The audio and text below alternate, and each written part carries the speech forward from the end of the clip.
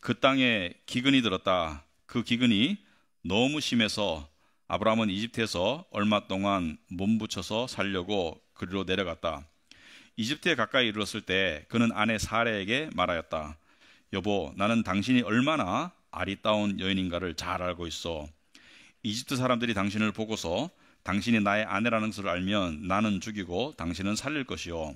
그러니까 당신은 나의 누이라고 하시오. 그렇게 하여야 내가 당신 덕분에 대접을 잘 받고 또 당신 덕분에 이 목숨도 부지할 수 있을 거요. 아브라함이 이집트에 이르렀을 때 이집트 사람들은 아브라함의 아내를 보고 매우 아리따운 여인임을 알았다. 바로의 대신들이 그 여인을 보고 나서 바로 앞에서 그 여인을 칭찬하였다. 드디어 그 여인은 바로의 궁전으로 불려 들어갔다. 바로가 그 여인을 보고서 아브라함을 잘 대접하여 주었다. 아브라함은 양떼와 소떼와 암나귀와 순나귀와 남녀종과 낙타까지 얻었다.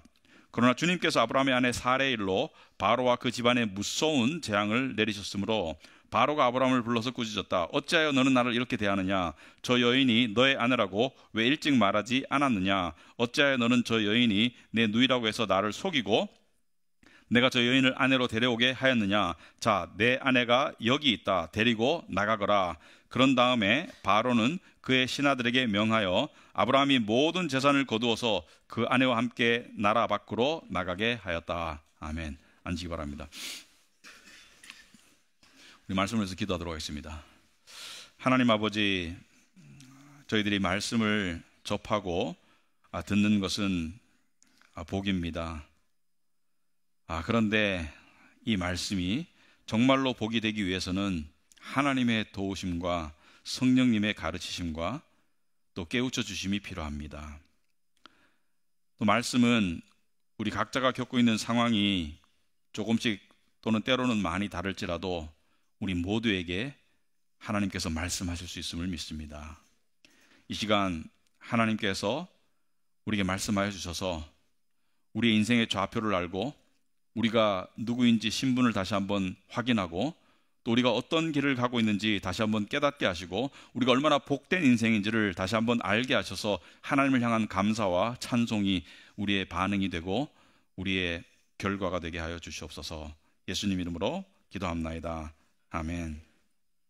네, 우리는 이 아브라함의 삶의 시리즈를 통해 가지고 아브라함의 믿음의 여정, 인생 여정을 통해서 우리가 아브라함에게 하나님은 어떻게 믿음의 여정을 인도하셨는가, 또 우리에게 그것은 무슨 의미가 있는가 이런 걸 살펴보고 있는데, 자, 오늘은 아브라함이 이제 지난 시간까지는 하나님의 부르심을 받아가지고 가나안 땅에 들어갔죠. 가나안 땅에 들어가니까 소수이고 그리고 외지이고 그리고 낯선 민족들이고 굉장히 위험이 있고 두려움이 있고 그래서 여기저기 옮겨 다니면서 그렇게 힘든 세월을 보냈을 거예요. 힘들고 또 두렵고 또 억울한 일도 겪었을 겁니다. 왜냐하면 좋은 땅을 차지할 수 없고 자기가 자리 잡았다가도 그 토착민들이 와가지고 쫓아내면 쫓겨나야 됐을 것이고 그래서 서러움도 많이 받았을 것 같아요. 그런 이야기가 다 자세하게 기록이 안 돼 있지만 여러분이 상상해보면 충분히 상상할 수 있죠. 텃세라는 게 있죠. 텃세라는 게 있기 때문에 가서 내가 좋은 것을 취할 수 없고 내가 취했다가도 그 토착민이 와서 나가라고 하면 나가야 되고 그렇게 나약한 속에서 굉장히 위험하고 억울한 삶을 살았을 텐데 여기에 설상가상으로 이제 기근이 왔습니다. 기근이 왔는데 고대 사회에서 흔히 있었던 일이죠. 기근이라는 것은 주로 가뭄에 의해서 발생되는데 가뭄이 와서 기근이 오면 식량이 없기 때문에 생과 사의 문제가 되죠. 생존의 문제가 되는데 이 기근이 어느 정도냐면 10절 보시면 그 땅에 기근이 들었다. 그런데 그 기근이 너무 심하다. 기근이 심한 것도 굉장히 힘들지만 너무 심하다는 것은 강조죠. 기근이 너무 심하다. 기근이 심하게 왔는데 기근이 너무 심하게 와서 그래서 너무 심해서 어떤 선택을 해야 돼요. 왜냐하면 그 자리에 있으면 죽을 수밖에 없습니다. 그 자리에 그 상황 속에 그냥 머물러 있으면 죽을 수밖에 없기 때문에 어떤 대안을 찾아야 되는데 그 대안이 뭐였냐면 아브라함은 이집트에서 얼마 동안 몸부쳐서 살려고 그리로 내려갔다. 이집트로 내려갔어요. 지금 아브라함은 이스라엘 유다 땅, 이제 나중에 유다 땅이 되죠. 네게브 가나안 땅 네게브라고 해가지고 거기는 사막 지역인데 거기도 살기가 좋지는 않지만 기근이 와가지고 내려갔어요. 어디로? 이집트로 내려갔다. 자, 성경에 보시면은 기근이 왔을 때 이집트로 내려간 일들이 종종 나옵니다. 예를 들어서 야곱의 70여 명의 자손이 이집트로 내려가죠. 근데 그 내려간 계기가 요셉을 통해서 내려가지만 처음에 요셉을 찾아간 이유가 기근 때문에 식량을 구하러 이집트로 갔었죠. 그래서 이집트는 당시 사회에서 강대국 중에 하나이며 또 동시에 나일강을 끼고 있기 때문에, 그러니까 수자원이 비교적 풍부하기 때문에, 그래서 이 토지가 비옥하고 그래서 작물이 잘 자라고, 그래서 기근에도 가장 나중에 영향을 받는, 그러니까 이집트까지 기근이 오면 그건 끝장난 거예요. 그러니까 이집트는 비교적 그래도 곡식을 구할 수 있는 그런 곳이기 때문에 그쪽으로 내려가서 거기서 곡식을 먹고 그리고 연명하겠다, 그렇게 해서 이집트로 내려갔는데, 여러분 여기서 보시면은 성경에는 이집트가 하나님의 백성에게 도피처로 사용된 적이 여러 번 있습니다. 아까도 말씀드렸듯이 지금 아브라함의 경우도 있고 이스라엘 백성들, 야곱의 자손들도 요셉을 통해서 이집트로 내려갔고요. 처음에 기근 때문에 내려갔고, 예수님께서도 베들레헴에서 나셨죠. 베들레헴에서 나셨는데 이 동방박사가 헤롯 왕을 만나가지고 자기들이 지금 메시아의 나심을 지금 경배하러 간다. 그래서 헤롯 왕이 자기 왕자가 위험해질까봐 메시아가 어디서 날지를 성경학자들을 통해서 미가서를 통해서 베들레헴 작은 고을에서 날 것이라는 것을 알아채고, 그리고 베들레헴에 있는 2살 아래에 있는 아기들을 다 죽였을 때 그때 천사가 요셉에게 나타나서 어디로 가라고 했어요? 이집트로 내려가라.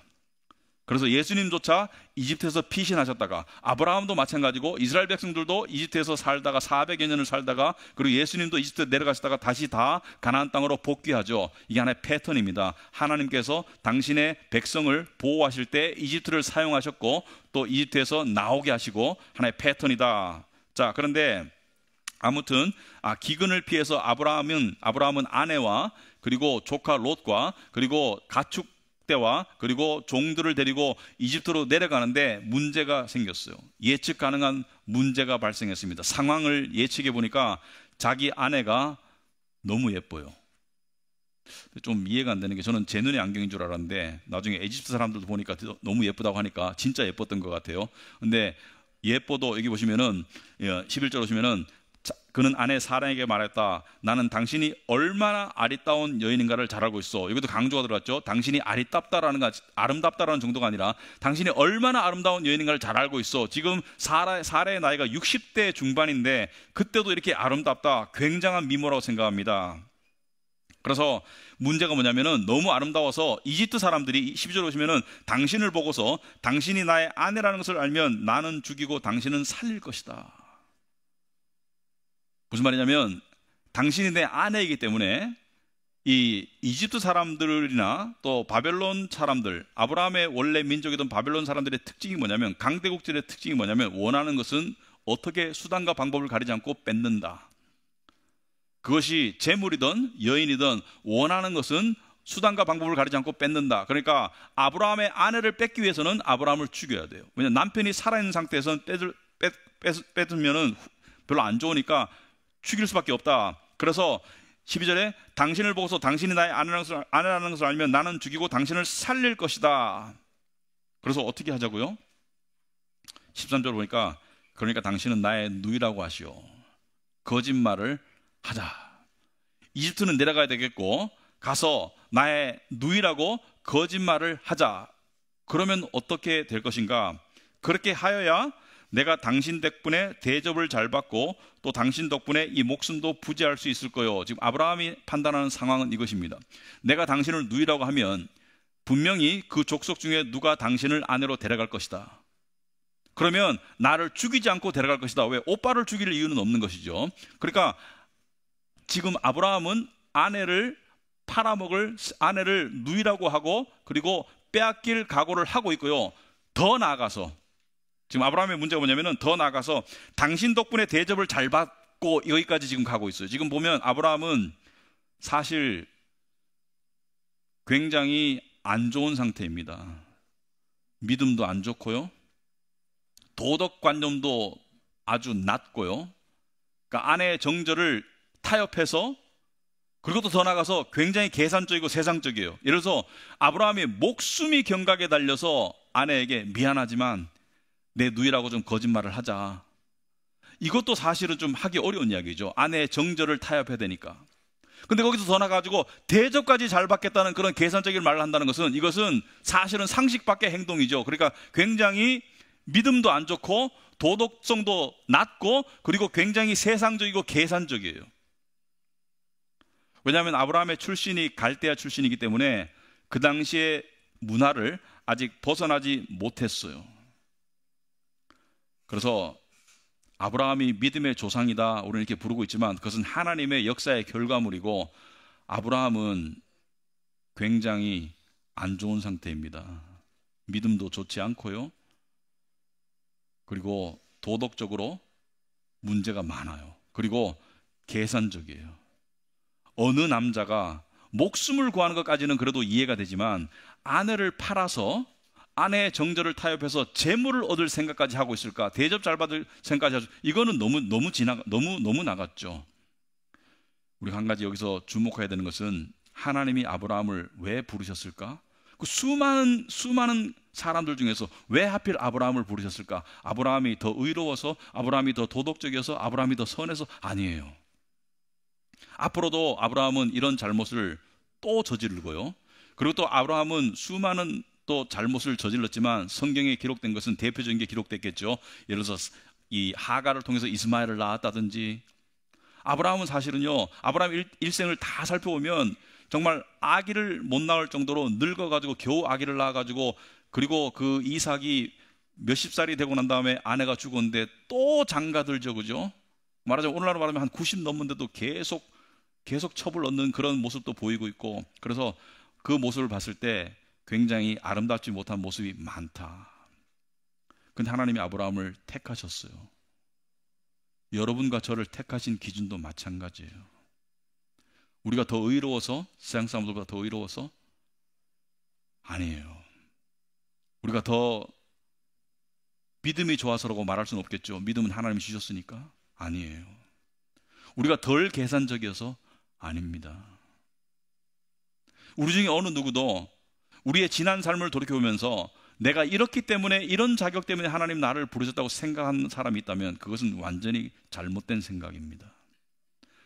우리가 정말로 우리 자신의 과거를 돌이켜본다면 이런 나의 모습에도 불구하고 하나님이 나를 부르셨다니, 이게 정상적인 생각이에요.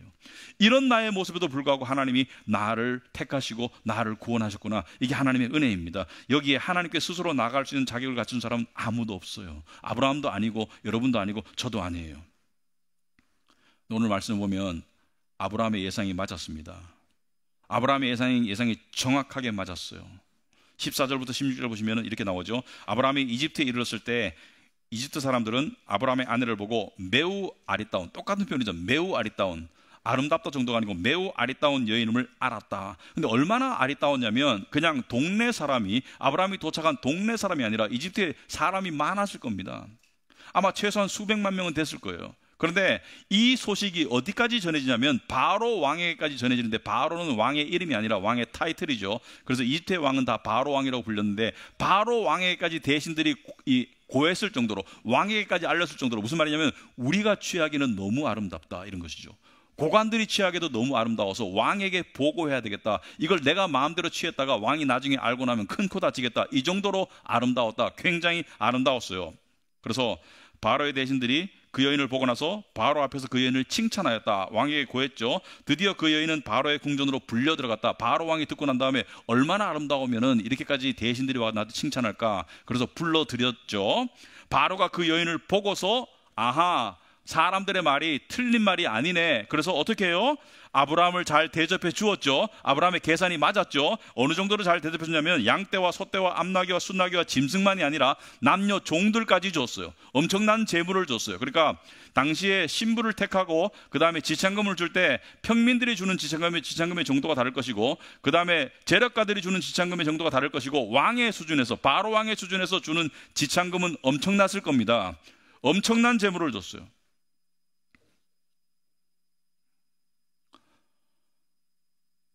그런데 만약에 아브라함이 처음부터 거짓말을 안 하고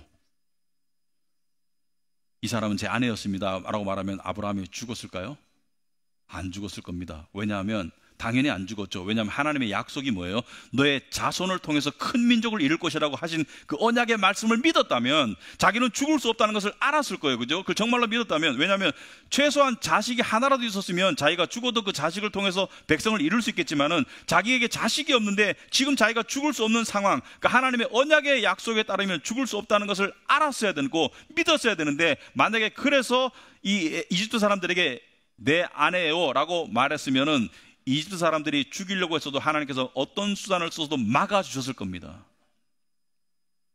그런데 그의 거짓말 때문에 하나님이 정하신 행로에서 벗어나는 듯이 보였어요. 상황이 벗어나는 듯이 보여요. 근데 하나님께서 가만히 계실까? 하나님께서 이 상황을 두고 보실까? 왜냐하면 하나님의 최초의 언약은 아브라함과 사레를 통해서 자손을 주시겠다는 것이기 때문에 이 이상하게 틀어진 상황을 하나님께서 개입하셔서 하나님이 빗나간 행동을 바로잡아 주시죠. 어떻게? 17절에 그러나 주님께서 아브라함의 아내 사레의 일로 바로와 그 집안에 무서운 재앙을 내리셨다. 이 재앙이 어떤 재앙인지 소개가 안 되어 있습니다.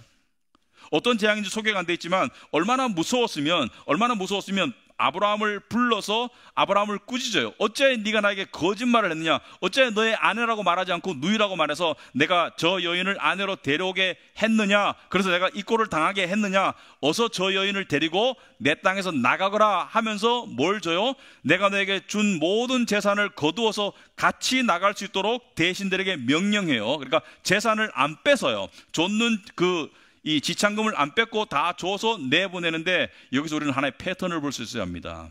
하나님 이런 걸 좋아하세요. 어떤 큰일에 예고편을 보여주실 때가 있는데, 여러분이 출애굽 사건을 보시면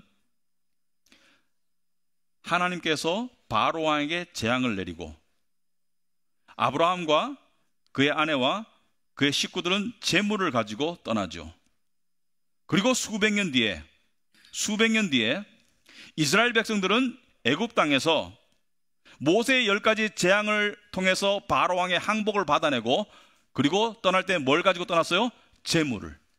이집트 사람들의 재물을 가지고 떠났죠. 이게 하나의 패턴입니다. 하나님께서 이 패턴을 보여주시는 거예요. 근데 여기서 우리가 한 가지 주목할 게 있습니다. 그게 뭐예요? 여러분이 이 성경 말씀을 읽으면은 궁금증이 생길 때가 있습니다. 저도 이 부분이 궁금했어요. 뭐냐면 지금 인간적인 관점에서는 누가 잘못했어요? 인간적인 관점에서 누가 잘못했어요? 아브라함이 잘못했죠. 인간적인 관점에서는 만약에 이 사람들이 인간의 법정에 간다면 바로 왕은 무죄고 아브라함이 유죄를 받아야 돼요. 왜냐하면 바로 왕은 누이라고 했기 때문에 아내로 취한 거예요. 누이라고 했기 때문에 아내로 취한 거예요.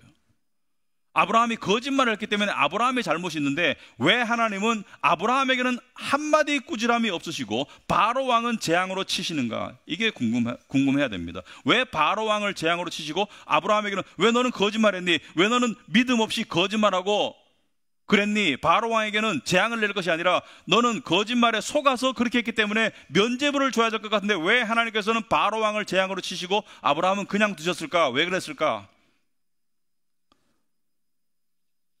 저는 3가지 이유가 있다고 생각합니다. 첫째는 하나님은 정황을 참작하셨습니다. 앞뒤 정황을 참작하셨어요. 물론 아브라함에게 최선의 선택은 자기 아내 사레를 아내라고 말하는 것이었습니다. 하지만 하나님은 아브라함의 믿음의 약함을 아셨어요. 아브라함의 두려움을 아셨습니다. 사실대로 말하면 죽임을 당할까에 대한 두려움을 아셨어요. 그리고 아브라함의 계산적인 그 부분도 이때까지 수십 년, 70여 년을 살아왔던 그 문화 속에서 한 번에 벗어나지 못하고 있음을, 그 연약함을 아셨어요. 그리고 아브라함이 바로 왕을 치신 것은, 사실 바로 왕은 겉으로는 네가 거짓말했기 때문에 내가 네 아내를 취했다라고 그렇게 아브라함을 비난하고 있지만, 아브라함이 사실대로 말했어도 바로 왕은 아브라함을 죽이려고 했을 것이고 사레를 취했을 것임을 하나님은 아셨어요. 바로 왕은 아브라함이 사실을 말했던 거짓말을 말했던 그 아내를 취하는 일을 할 걸 아셨기 때문에 재앙을 내려도 무방합니다. 그러나 더 궁금한 것은 아브라함에게 아무런 추궁이 없으시다. 아브라함의 연약함, 아브라함의 죄성, 아브라함의 아직 믿음의 부족함. 이제 믿은 지 얼마 안 됐잖아요. 나중에 가서는 아들을 바치라고 그런 요구까지 하시지만 지금은 그 단계가 아니잖아요. 정황을 참작해 주시는 거죠. 예를 들어서 어느 사람이 사업을 하다가 정말 절대절명의 위기에서 정말 정도대로 가면은 망할 것 같은 상황 속에서 약간 옆길로 갈 때도 있고요. 하나님 그것을 잘했다고 말씀하시진 않지만 그 상황을 이해하세요. 정황을 참작해 주신다고 생각합니다.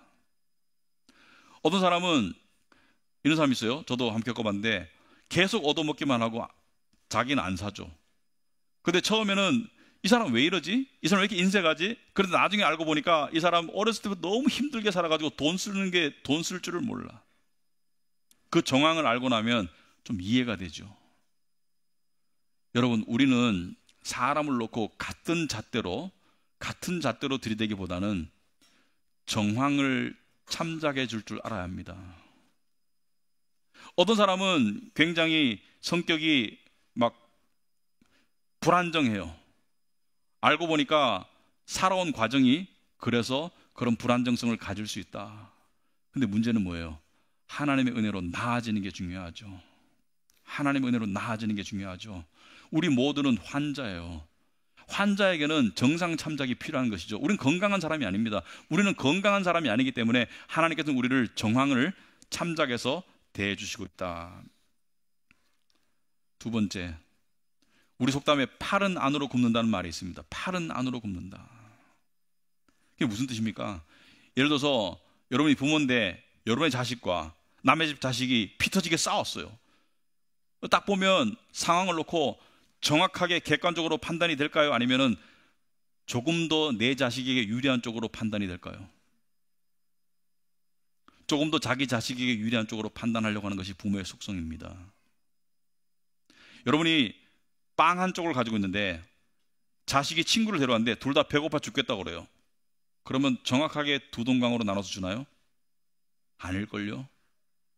아마 좀 더 큰 쪽을 자기 자식에게 주고 작은 쪽을 남의 자식에게 줄 거예요. 왜?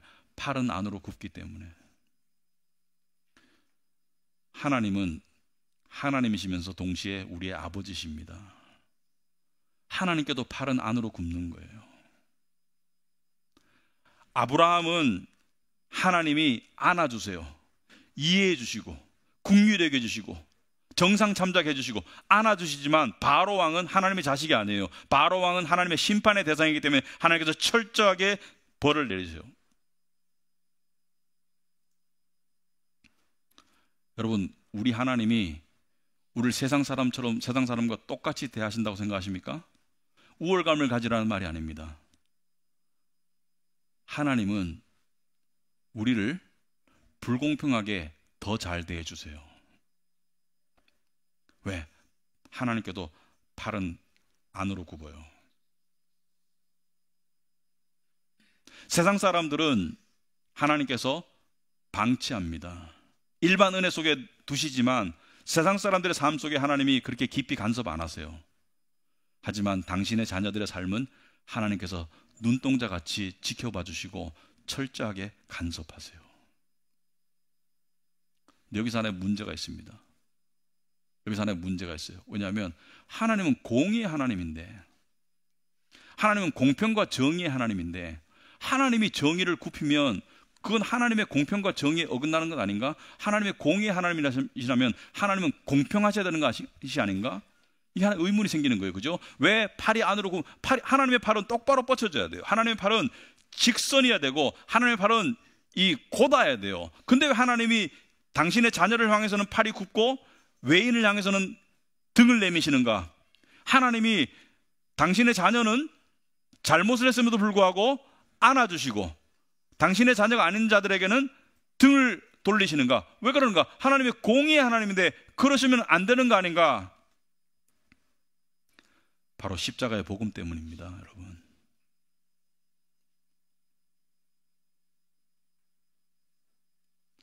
하나님에겐 진짜 아들이 있었죠.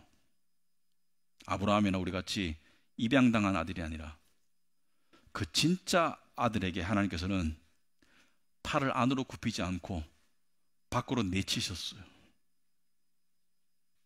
그 진짜 아들은 죄도 없는데, 아무런 죄도 없는 의인인데, 그 진짜 아들에게는 너무나 부당하게 하셨어요.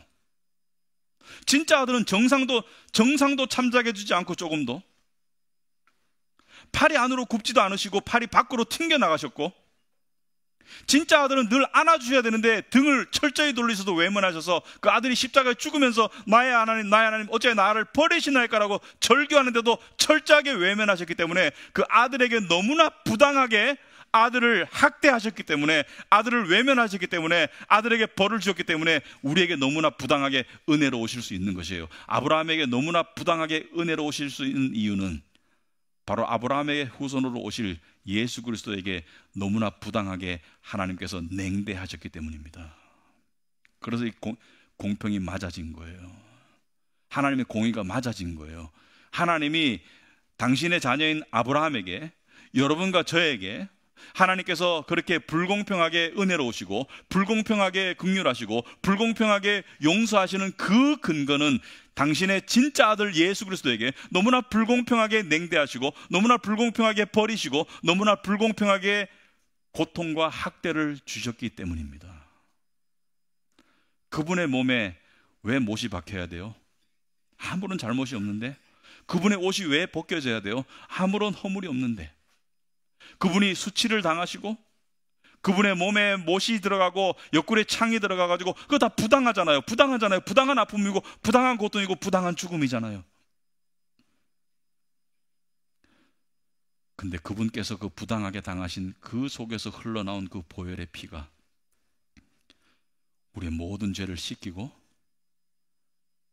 하나님께서 당신의 팔이 우리를 향해서 늘 안으로 굽도록 만드시는 거예요. 이 스토리 속에서도 하나님은 예수 그리스도를 암시하시고 복음을 우리에게 알려주시는 겁니다. 그런데 이 하나님의 은혜가 우리에게 주어졌습니다. 하나님의 사랑, 하나님의 용서, 하나님의 긍휼이 우리에게 주어졌는데 좋죠. 좋은데 저는 솔직히 좀 불편해요. 때로는 이 하나님의 은혜가 불편하게 느껴질 때가 있어요. 하나님이 나를 사랑하시고 그 자리에 늘 계셔 주시는 분이라는 것을 내가 알고 믿지만, 그 은혜를 힘입어서 하나님께 다가가지만 때때로 이런 음성이 들립니다. 너의 그런 모습에도 하나님이 너를 여전히 사랑하실까? 차라리 하나님이 저한테 따끔하게 화를 내시면 좀 더 마음이 편할 것 같아요. 저의 부족한 모습에도, 저의 망가진 모습에도 하나님이 여전히 내 편이실까? 내 편이실까? 그런 불편함이 있습니다. 여전히 내 편이실까? 믿기는 믿지만 마음 한구석이 불편할 때가 있어요. 그런데 제가 하나님을 만나보면 그 불편함이 불신앙입니다. 은혜 없이 어떻게 살려고요? 응? 그게 불편해서 은혜가 없으면 어떻게 살려고요, 우리가? 그 은혜 없이 우리가 어떻게 하나님께 나아갈 수 있어요? 그 불편함의 원인은 우리가 예수 그리스도의 십자가의 능력과 그 보혈의 피를 그만큼 못 믿는 거예요. 예수 그리스도의 보혈의 피와 그 십자가의 능력을, 그 은혜를 우리가 정말로 믿는다면 그 불편함은 하나님을 향한 감사로 바뀌어야 합니다. 불편한 만큼 하나님을 향한 감격으로 바뀌어야 돼요. 예, 우리는 잘못을 저지릅니다. 우리는 하나님 보기에 합당치 않은 일과 생각과 행동과 말을 할 때가 있어요. 분명히 있어요. 하지만 하나님께서 우리에게 사랑의 매를 대실 때가 있습니다. 하지만 절대로 하나님은 우리에게 등을 돌리지 않으세요. 하나님의 팔은 우리를 향해서 늘 굽어 있습니다. 왜냐하면 마치 석고상처럼 십자가의 은혜가, 십자가의 그 은혜가 하나님의 팔이 우리를 향해서 영원히 굽도록 만들어 놓으셨어요. 그게 하나님의 작정이고, 그게 하나님의 결심이고, 그게 하나님의 언약의 약속입니다. 그것을 믿으시기 바랍니다. 그것을 믿는 자들이 살아가는 방식이 바로 신앙생활입니다. 예배와 섬김과 드림, 그것이 믿는 자들이 하나님의 은혜에 보답해 나가는 신앙생활입니다. 소홀함 없는 예배,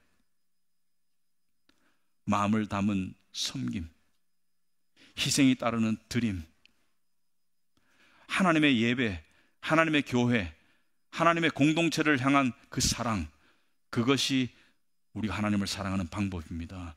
눈에 보이지 않는 하나님을 어떻게 사랑해요? 그 은혜에 어떻게 보답해요? 눈에 보이는 예수 그리스도의 몸된 교회를 사랑함으로써 하나님의 사랑을 보답해 나가는 거예요. 하나님은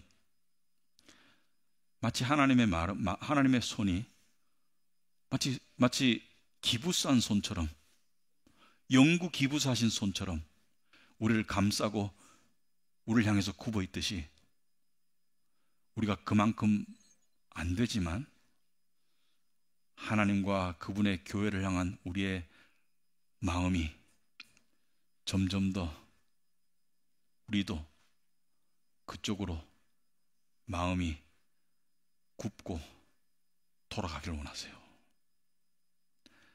그런 삶으로 우리가 나아가야 되겠습니다. 세상이 많이 어지럽고 흉흉하죠. 세상이 어지럽고 흉흉한 것은 우리는 무슨 정치 문제, 경제 문제 여러 가지로 이야기하는데요.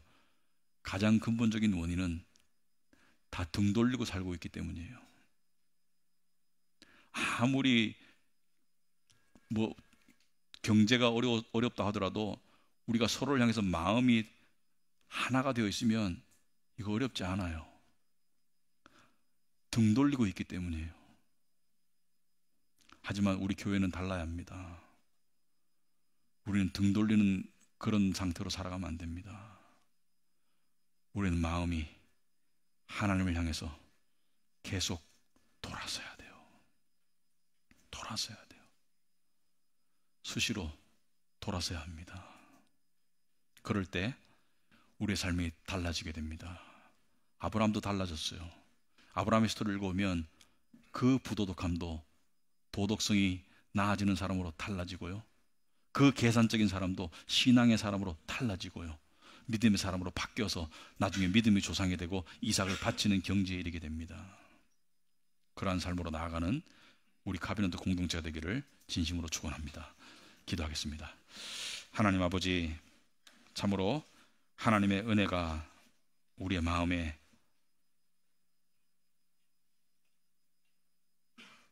다가옵니다.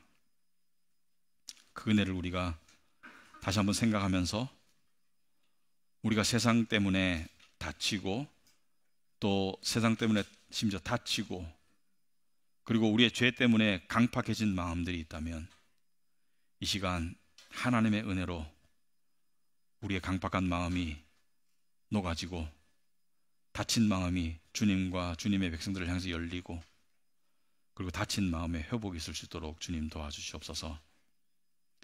하나님, 우리도 하나님을 사랑합니다.